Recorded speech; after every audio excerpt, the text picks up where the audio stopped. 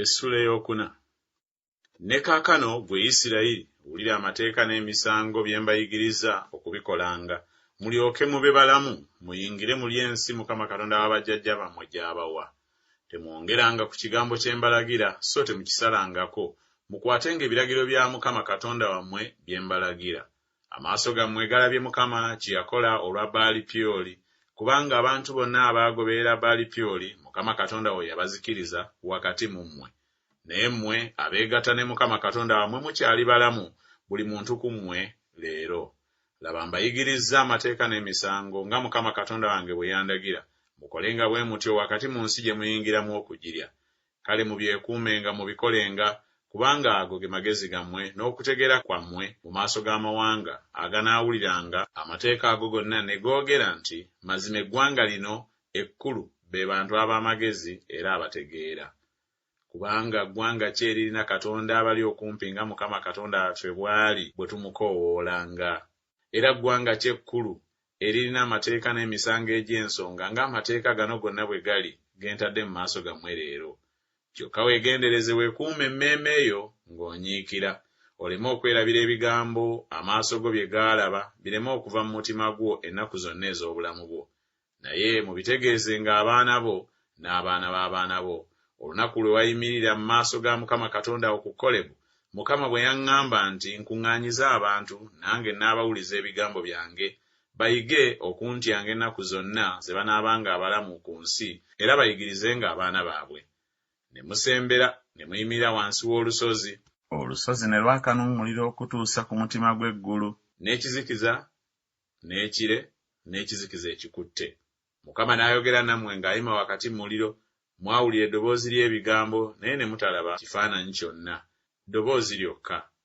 N'ababuulira endagaano ye gye yabalagira okukola, ge mateeka 10, n'agawandiika ku bipande by'amayinja 2. Mukama n'andagira mu biro ebyo okubayigiriza amateeka n'emisango, mubikolenga mu nsi gye musomokera okugendamu okugirya. Kale mwekuume nnyo, kubanga temwalaba kifaananyi kyonna kyonna ku lunaku Mukama lwe yayogera nammwe ku Kolebu ng'ayima wakati mu muliro.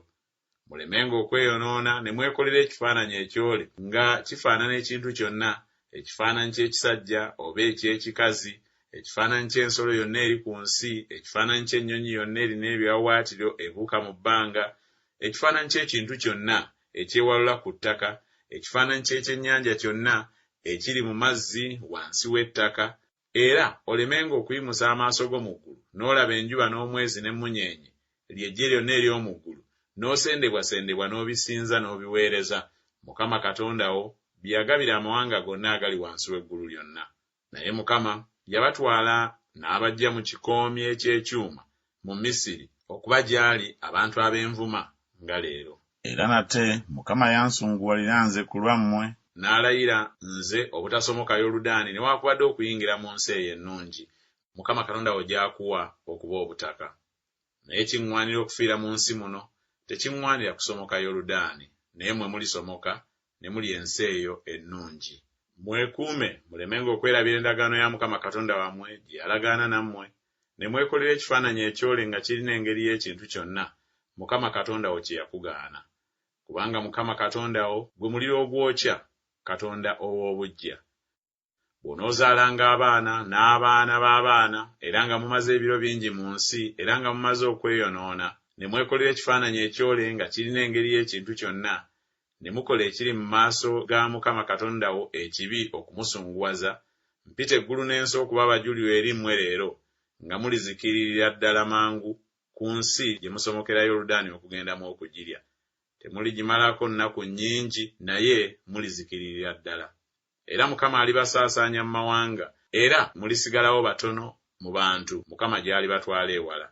Era muliweerereza eyo bakatonda, emirimu gy'emikono gy'abantu, emiti n'amayinja, ebitalaba newaakubadde okuwulira, newaakubadde okulya, newaakubadde okuwunyiriza.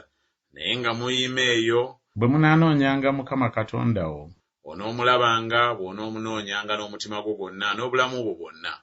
Bw'onoobanga olabye ennaku, era ebyo byonna nga bikujjidde, mu nnaku ez'enkomerero onookomangawo eri Mukama Katonda wo, era onoowuliranga eddoboozi lye, kubanga Mukama Katonda wo, Katonda wa kusaasira, taakulekenga so taakuzikirizenga, so teyeerabirenga ndagaano y'abajjajjaabo gye yabalayirira, kubanga kale buuza ennaku ez'edda ezaakusooka, okuva ku lunaku Katonda lwe yatonda abantu ku nsi, era okuva ku nkomerero y'eggulu okutuuka ku nkomerero yaalyo, obanga waabangawo ekifaanana ng'ekigambo kino ekikulu, oba kyawulirwanga ekiri bwe kityo.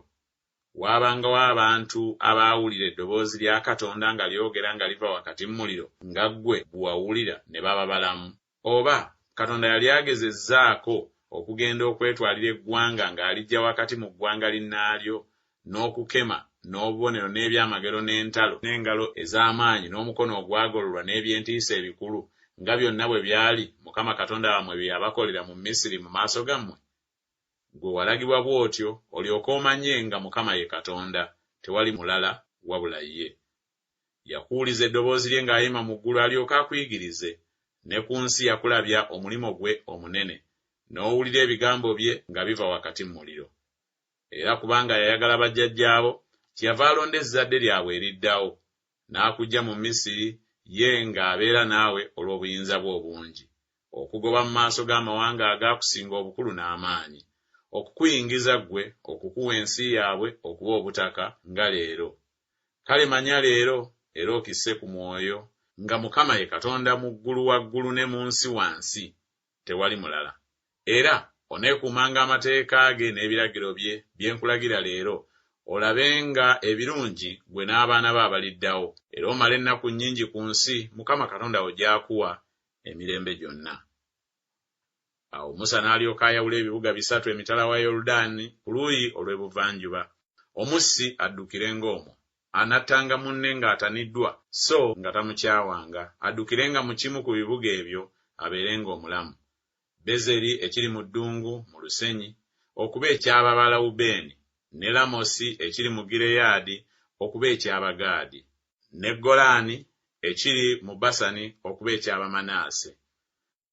Era gano ge mateeka Musa ge yateeka mu maaso g'abaana ba Isirayiri. Buno bwe bujulirwa n'amateeka n'emisango Musa bye yabuulira abaana ba Isirayiri bwe baava mu Misiri, emitala wa Yoludaani mu kiwonvu ekyolekera Besupyoli, mu nsi ya Sikoni kabaka w'Abamoli, eyatuulanga mu Kesuboni. Musa n'abaana ba Isirayiri gwe baakuba bwe baava mu Misiri, ne balya ensi ye n'ensi ya Ogi kabaka w'e Basani, bakabaka bombi ab'Abamoli, abaabanga emitala wa Yoludaani ku luuyi olw'ebuvanjuba, okuva ku Aloweri ekiri ku mabbali g'ekiwonvu ky'e Alunooni okutuusa ku lusozi Sayuuni, oyo ye Kerumooni, ne Alaba yonna emitala wa Yoludaani ku luuyi olw'ebuvanjuba okutuusa ku nnyanja ya Alaba awali entunnumba za Pisuga.